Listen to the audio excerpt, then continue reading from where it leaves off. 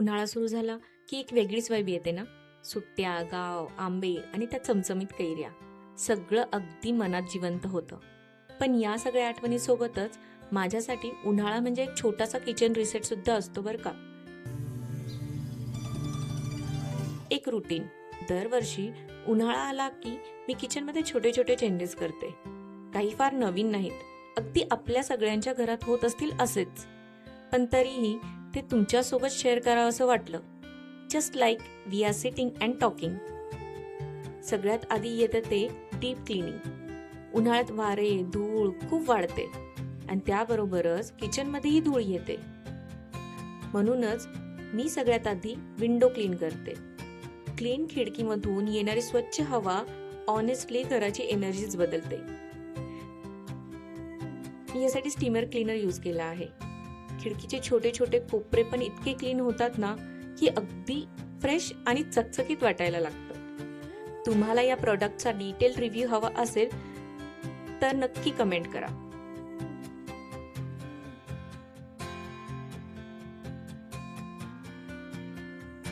आणि मग समर म्हणजे फ्रुट्स. हे इक्वेशन काही नवीन नाही. बाकीच्या ऋतूंमध्ये फ्रुट्सला इतके इम्पॉर्टन्स मिळत नसेल, कारण फळांच्या राजाच्या आगमनाची हीच वेळ असते. त्याबरोबरच मस्त तिखट आणि मीठ लावलेली कैरी. आहा, मला तर बोलताना सुद्धा तोंडाला पाणी सुटत आहे. पण त्यासोबतच मी कलिंगड, पपई, खरबूज असे वॉटर रिच फ्रूट सुद्धा नेहमी घरी आणते. आणि माझं फेवरेट नारळ पाणी. समरमध्ये हायड्रेशन किती इम्पॉर्टंट आहे हे आपल्याला माहीतच आहे. आणि नारळ पाणी विथ सब्जा is the best combination to beat the dehydration. मी ही सगळी फळं नजरेसमोर ठेवते फ्रूट बास्केटमध्ये, कारण सिंपल आहे, जे दिसतं ते खाल्लं जातं.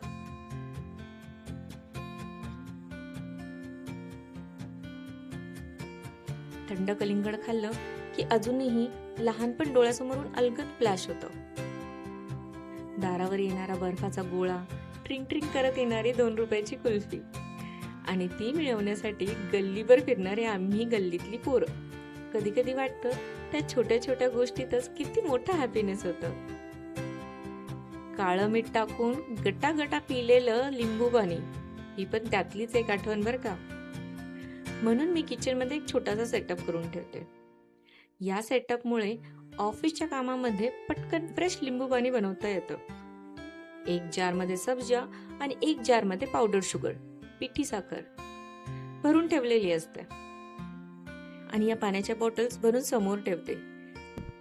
नाहीतर कधी कधी आळशीपणामुळेही पाणी पिणं कमी होतं.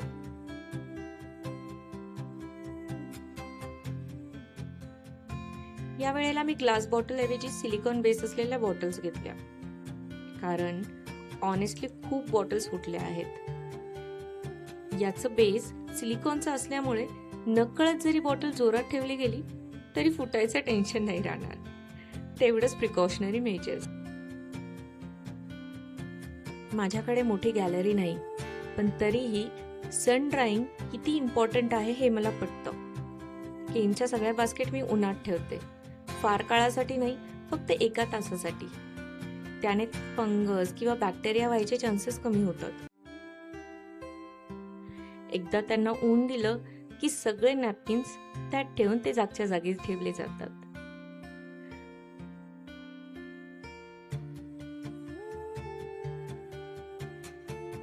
मी कडधान्य, मसाले थोड्या वेळासाठी उन्हात ठेवते.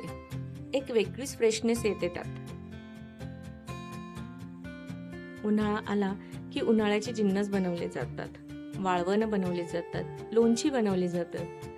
तो प्रकार काही मी करत नाही, पण मला त्याची फार आवड आहे. असो, माझ्याकडे साठवणीतलं धान्य म्हणजे तांदूळ, म्हणून मी त्यातही तेजपत्ता टाकून ठेवते.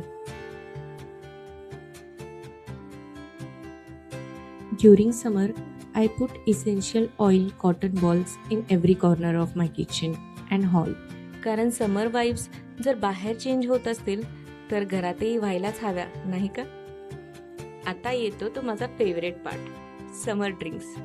कैरीचं पन्ह, लस्सी, दही,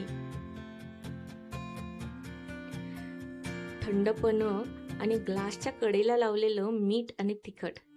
एक सिप घेतलं की सगळा थकवा नाहीसा होतो. हे कैरीचं पन्ह एक एअरटाईट जारमध्ये स्टोअर करून मी फ्रीजमध्ये ठेवून देते. अगदी 2 महिने चालतं. मस्त फ्रेश कैरीचं पन्ह प्यायला एक वेगळीच मजा येते.